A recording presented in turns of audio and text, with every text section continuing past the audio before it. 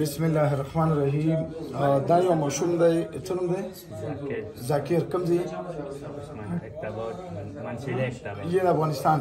ها دا د افغانستان دی. دغه باندې د مرګو ولا مسئله وه. څو کلونه یې ده مسئله؟ کال.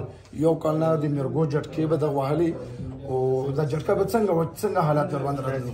تنکا څنګه تاسناب دی وغورځم، بام دی ومه، بام دې څنګه را وغورځېده، بام دوم تسکه راځه، بیا ملا ته لاړم.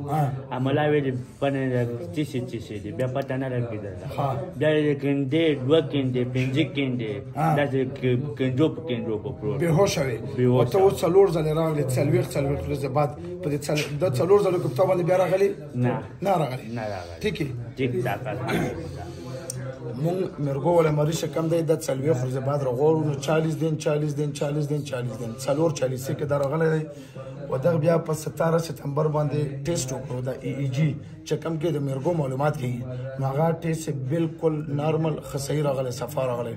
نو الحمدلله دا د مرګو د مسلې نه الله پاک ټول او شفا یې ورکړه. نو که څوک د مرګو بیمار وي هغه به انشاءالله مونږ له 4 ځله راځو، په 4 دمونو سره انشاءالله ټیکېږي.